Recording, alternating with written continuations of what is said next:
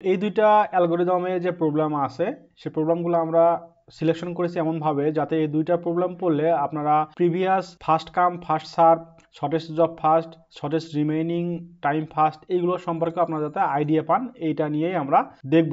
এর আগে আমরা জেনে আসি যে এলজেএফ এবং এলআরটিএফ অ্যালগরিদম আসলে কি। আমরা এলজেএফ যে অ্যালগরিদমটা এখানে বলতে চাচ্ছি সেটা হচ্ছে যে মূলত আমরা shortest job first scheduling algorithm যেটা দেখে এসেছি ঠিক সিমিলার। এইখানে আমরা বাস টাইমটা দেখবো হচ্ছে শর্টেস্ট, আর এল জে এফ যেটা সেটাতে দেখবো আমরা বাস টাইমটা দেখবো যেটা লংয়েস্ট। তো এইটা হচ্ছে পার্থক্য। এখন কথা হচ্ছে যে তাহলে লংয়েস্ট জব ফার্স্ট অ্যালগরিদমটা বুঝলাম, এখন লংয়েস্ট রিমেইনিং টাইম ফার্স্টটা কি? লংয়েস্ট রিমেইনিং টাইম ফার্স্টটা হচ্ছে আমরা যেমন শর্টেস্ট রিমেইনিং টাইম ফার্স্ট দেখে এসেছি, অর্থাৎ শর্টেস্ট জব ফার্স্ট যে অ্যালগরিদমটা আছে এইটার প্রিমিটিভ যে ভার্সনটা আছে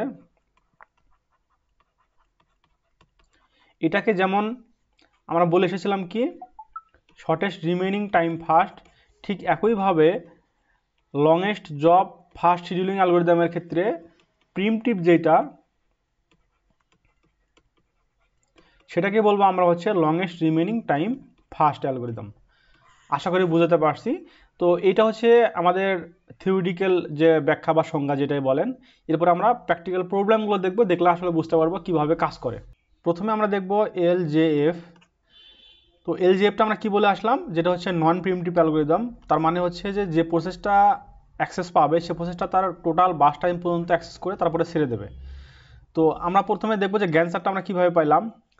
তো আমাদের যে টাইম স্পেকট্রাম আছে, টাইম স্পেকট্রামের ক্ষেত্রে আমরা কি করব, টাইমটা 0 থেকে শুরু করব। তো 0 থেকে শুরু করে আমাদের 0 টাইমে কোন কোন প্রসেস আসছে, তো 0 টাইমে শুধু P1 প্রসেসটা আসছে, তাহলে আমরা P1টাকে তার ফুল বাস টাইম পর্যন্ত দেবো, কারণ হচ্ছে এটা যেহেতু নন প্রিমিটিভ। তাহলে ফুল বাস টাইম 3, তার মানে 0 থেকে 3 পর্যন্ত সে P1 অ্যাক্সেস পেলো। তো এই 3 টাইমের মধ্যে কোন কোন প্রসেস আসছে, 3 টাইমের মধ্যে প্রসেস আসছে হচ্ছে P2, P3 অ্যান্ড P4। তাহলে এই তিনটার মধ্যে আমাদের কোন প্রসেসটাকে অ্যাক্সেস পাবে, এর মধ্যে যেটার বাস টাইমটা বেশি, যেহেতু আমরা এলজেএফ করতেছি তাহলে বাস টাইম বেশি, এর মধ্যে কোনটা P4।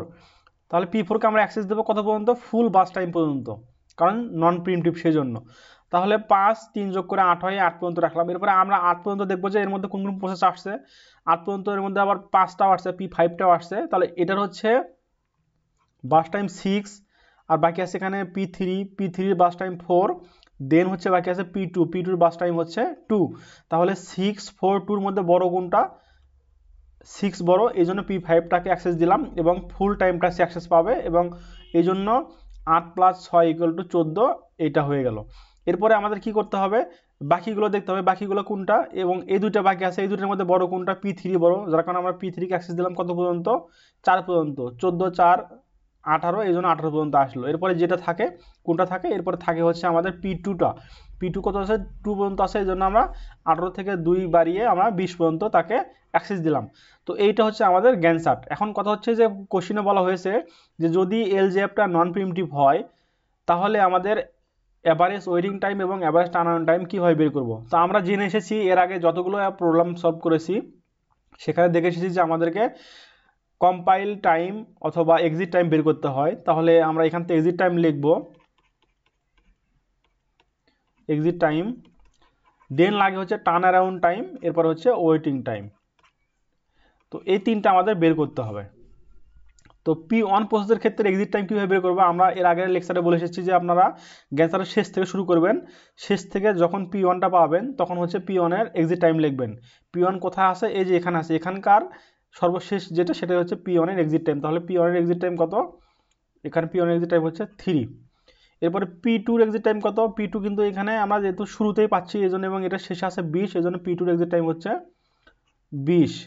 এরপরে P3-র কত, P3-র হচ্ছে এখানে 18, একইভাবে 18। P4-এর কত, P4-এর হচ্ছে এই যে 8, এখানে P4-এর পাইলাম আমরা 8। দেন P5 কত, P5 এখানে পাইছি এবং P5-এর জন্য হচ্ছে 14। তো আমরা এক্সিট টাইম বা কমপ্লিশন টাইম পাইলাম।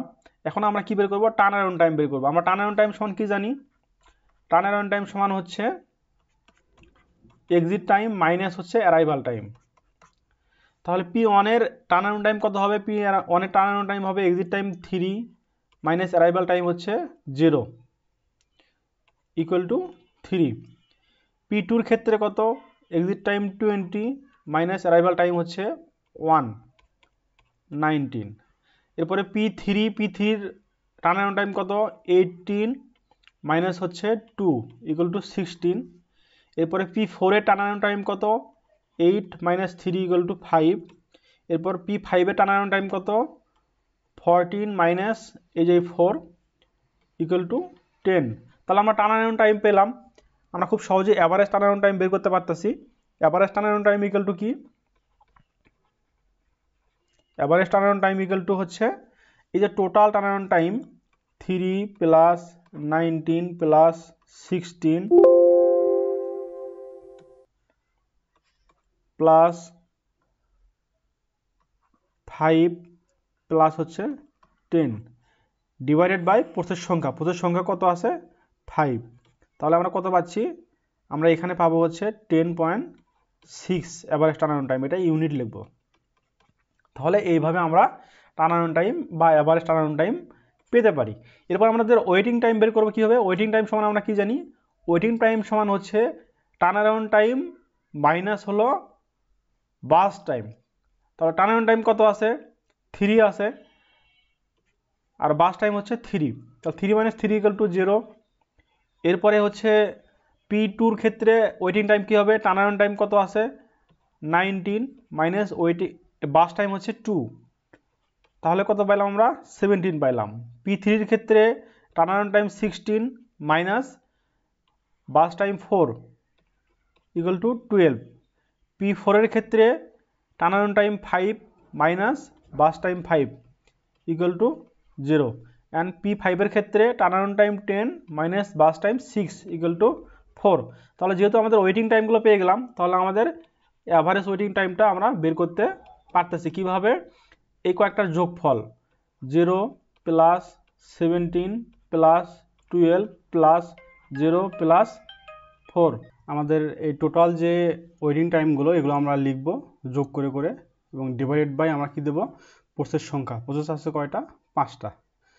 তো এখানে সামেশন করে যে রেজাল্টটা পাবো সেটা হচ্ছে আমাদের অ্যাভারেজ ওয়েটিং টাইম, সেটা হচ্ছে 6.6 ইউনিট। তো এটা হচ্ছে আমাদের লংগেস্ট জব ফার্স্ট অ্যালগরিদম। তো আশা করি বুঝতে পারছেন। আমরা নেক্সট যে প্রবলেমটা দেখব সেটা হচ্ছে longest remaining time first scheduling algorithm. তো longest remaining time first scheduling অ্যালগরিদমের প্রসেস আছে 4টা। তো এটা যেহেতু ছেড়ে দেবে, একটু ক্রিটিক্যাল আছে তবে সহজ। বেসিক থেকে যেহেতু বোঝানোর চেষ্টা করছি, সো আপনারা একবার ভিডিওটা দেখলে কিন্তু খুব সহজেই বুঝতে পারবেন। তো 4টা প্রসেস দেওয়া আছে। বলা হয়েছে যে if the process scheduling policy is LJF primitive. দেখুন এখানে কিন্তু এইটা বলে নাই, অর্থাৎ LRTF এটা কিন্তু বলে নাই। এটা না বলে বলছে যে LJF প্রিমিটিভ। ঠিক একইভাবে যদি বলে যে SJF প্রিমিটিভ, তার মানে কিন্তু হচ্ছে শর্টেস্ট রিমেইনিং টাইম ফার্স্ট। এটা আপনাদেরকে মনে রাখতে হবে। তো আমরা এই প্রবলেমটা সলভ করব। ঠিক একইভাবে প্রথমে আমাদেরকে গ্যান্ট চার্টটা ড্র করতে হবে। গ্যান্ট চার্টটা আমরা কীভাবে ড্র করব? গ্যান্ট চার্টটা কীভাবে ড্র করব? দেখুন আমরা টাইম 0 থেকে শুরু করব। টাইম 0তে এসে দেখতেছি কোনো প্রসেস নাই, তার মানে এটা হচ্ছে আইডিয়াল টাইম, প্রসেসরের আইডিয়াল টাইম। এরপর আমরা দেখব যে 1 পর্যন্ত আসার পরে অনে দেখব কোনো প্রসেস আসছে কিনা। অনেক প্রসেস আসছে P1টা। P1কে অ্যাক্সেস দিলাম, দেওয়ার পরে 1 ইউনিট করে যাবে। আমরা বলছি যদি নন প্রিমিটিভ হয় তাহলে তো সরাসরি ফুল বাস টাইম পর্যন্ত কাজ করবে, আর যদি প্রিমিটিভ হয় তাহলে 1 ইউনিট করে করে আমরা চেক করব। তাহলে 1 যখন টাইম, সেই সময় আমার P1টা অ্যাক্সেস পাইছে, তারপরে আর 1 ইউনিট পরে আমরা তাকে চেক দেবো। এখানে টাইম হচ্ছে 2 স্লটে কয়টা আসছে? 2টা, P1 এবং P2। তাহলে এই দুটোর মধ্যে যেহেতু বাস টাইম নিয়ে আমরা কাজ করব, লংগেস্ট যেহেতু, সেক্ষেত্রে বড়টা কার? বড় আছে হচ্ছে P2। তাহলে P1কে ছেড়ে দিতে হবে। তাহলে সে 1 ইউজ করার পরে আর একটা 1 থাকবে এবং সে অ্যাক্সেস পাবে P2 কি করবে? আবার 1 পর্যন্ত অ্যাক্সেস করবে, করার পরে 3তে গিয়ে দেখবে কোনো প্রসেস আসছে কিনা। 3তে গিয়ে দেখবে এই যে P3টা আসছে, তার মানে এখন প্রসেস কটা থাকলো? 3টা। যেহেতু এখানে 1 একটা আসি, তাহলে এর মধ্যে বড় কোনটা? 6 4 1 6 বড়। তাহলে P3কে আমরা অ্যাক্সেস দেবো। তো P3কে অ্যাক্সেস দেওয়ার সময় P2-র যে 1 ইউনিট কনজাম্পশন করলাম, সেক্ষেত্রে এখানে 3 হবে, তাই না?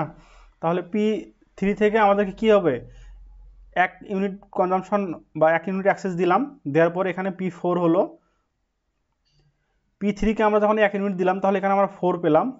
4-এ গিয়ে আমরা দেখবো আবার 4 পর্যন্ত কোন কোন প্রসেস আসছে। 4 পর্যন্ত 4টা প্রসেসই আসছে, বাট এর মধ্যে দেখবো সবচেয়ে বড় কোনটা, P4। P4 কে আবার 1 ইউনিট দিলাম। এখন দেখুন যে এই যে P4-এ যে আমরা 1 ইউনিট দেব, এইখানে 1 ইউনিটের পরে যদি আমি 5 লিখি তাহলে 5-এর মধ্যে কোনগুলো আসছে, 5-এর মধ্যে দেখুন ঠিক এই 4টাই কিন্তু আসে, তাই না? 4টাই আসে, তার মধ্যে আবার এটাই কিন্তু বড়, তাহলে আর 1 ইউনিট যাবে, 6 যাবে, এখানে হলো কত, 6 হলো। তো এইভাবে আলটিমেটলি আমরা সবগুলো দেওয়া শেষ করার পরে, আমি এতটুকু আর দেখালাম না, ভিডিওটা অনেক বড় হয়ে যাবে, সেজন্য এইভাবে সবগুলো আপনারা দেবেন। তাহলে এইটুকু দেওয়ার পরে আমরা কি পাইলাম, গ্যানসারটা পাইলাম। যদি গ্যানসারটা আমরা পেয়ে যাই তাহলে কিন্তু আলটিমেটলি বাকিগুলো খুব সহজেই বের করতে পারবো। তো বাকিগুলো বের করার ক্ষেত্রে কি করতে হবে, আমাদেরকে এক্সিট টাইম বের করতে হবে প্রত্যেকটার। এক্সিট টাইম বের করার পর দেন আমাদেরকে কি করতে হবে, ক্যালকুলেশন করতে হবে। তো এক্সিট টাইমটা আমি বের করার ট্রাই করতেছি। তো এই জন্য আমরা এখানে কি লিখলাম, এক্সিট টাইম লিখলাম। এক্সিট টাইম সংক্ষেপে আমরা ইটি লিখলাম। দেন হচ্ছে, এগুলো কিন্তু পরীক্ষায় ইটি লেখা যাবে না, সরাসরি এক্সিট টাইম বা কমপ্লিশন টাইমই লিখবেন। এরপরে টার্ন অ্যারাউন্ড টাইম লিখলাম। দেন হচ্ছে ওয়েটিং টাইম লিখলাম। এখন এর মধ্যে দেখুন যে P1-এর ক্ষেত্রে কি হচ্ছে, P1-এর ক্ষেত্রে এক্সিট টাইম আমরা বের করব। তাহলে এই যে সব শেষ থেকে শুরু করব, সব শেষ থেকে কখন P1 পাইলাম, এই যে এখানে P1 পাইছি। P1-এর ওপরে কত আছে, 18 আছে সব শেষে, এই জন্য P1-এর আমরা এক্সিট টাইম লিখলাম 18। এরপরে P2-র ক্ষেত্রে কি, P2-র ক্ষেত্রে দেখুন যে এখানে আমরা P2 পাইছি, তাহলে P2 শেষ কত, 19 থেকে, তাহলে এই জন্য আমরা এখানে 19 লিখলাম। তারপর P3 কত পাইছি, এই যে 20 শেষ থেকে প্রথম যেটা পাবো, এই জন্য এখানে আমরা 20 লিখলাম। এরপরে P4 কত পাইছি, 21, তাহলে 21 লিখলাম। এভাবে আমরা এক্সিট টাইমটা কিন্তু পেয়ে গেলাম। এখন আমাদেরকে কি করতে হবে, টার্ন অ্যারাউন্ড টাইম বের করতে হবে। তো টার্ন অ্যারাউন্ড টাইমের সূত্র আমরা কি জানি, টার্ন অ্যারাউন্ড টাইমের সূত্র জানি হচ্ছে যে এক্সিট টাইম মাইনাস হলো অ্যারাইভাল টাইম -1 ইকুয়াল টু 17 পাইলাম। এরপরে P2-র ক্ষেত্রে এক্সিট টাইম হচ্ছে 19 minus arrival time 2 equal to 17। তারপরে P3-র ক্ষেত্রে কত, exit time 20 minus arrival time 3 equal to 17, এবং P4-এর ক্ষেত্রে exit time 21 minus 4 equal to 17। তাহলে সবগুলোই কিন্তু আমরা টার্ন অ্যারাউন্ড টাইম 17 করে পেলাম। তাহলে আলটিমেটলি আমাদের অ্যাভারেজ টার্ন অ্যারাউন্ড টাইম কত হবে, equal to 17 plus 17 plus 17 plus 17 divided by process সংখ্যা হচ্ছে 4। তাহলে আমরা কত পাবো, 68 ডিভাইড বাই 4 ইকুয়াল টু হচ্ছে 17। তো এটা ইউনিট লিখে দেবো আমরা, যেহেতু ইউনিট বলে নাই, টাইম বলে টাইম লিখতাম আমরা, এত টাইম বা এত সেকেন্ড লিখতাম, বলে নাই, সেক্ষেত্রে আমরা ইউনিট লিখলাম। তো এবার আমরা ওয়েটিং টাইম বের করবো। ওয়েটিং টাইম কীভাবে বের করবো, ওয়েটিং টাইম সমান আমরা কি জানি, টার্ন অ্যারাউন্ড টাইম P1-এর ক্ষেত্রে মাইনাস বাস টাইম হচ্ছে 1, সরি এখানে 2 ছিল কিন্তু, হ্যাঁ 2, এই যে দেখুন এখানে কিন্তু 2 ছিল, আমি কিন্তু এই যে 2, হ্যাঁ। তাহলে 7 minus 2 equal to 15, 17 minus 2 equal to 15। দেন P2-র ক্ষেত্রে কত, 17 মাইনাস বাস টাইম কত, এটা লেখার উপরে লিখছি 4, তাহলে 17 মাইনাস 4 ইকুয়াল টু কত, 13। P3-র ক্ষেত্রে কত, 17 মাইনাস 6 ইকুয়াল টু 11, এবং P4-এর ক্ষেত্রে 17 মাইনাস 8 ইকুয়াল টু 9। তাহলে আমাদের average waiting time equal to কী হবে, 15 plus 13 plus 11 plus 9 divided by 4। তাহলে কত পাচ্ছি আমরা, 48 divide by 4 equal to 12 unit. তো এই হচ্ছে আমাদের longest remaining time first scheduling algorithm. তো আশা করি আপনারা কিন্তু খুব সুন্দরভাবে বুঝতে পারছেন। আজকের ভিডিওটি আমি এখানেই শেষ করছি, পরবর্তী ভিডিও পর্যন্ত অপেক্ষা করুন। সে পর্যন্ত সবাই ভালো থাকবেন। ধন্যবাদ সবাইকে, আসসালামু আলাইকুম।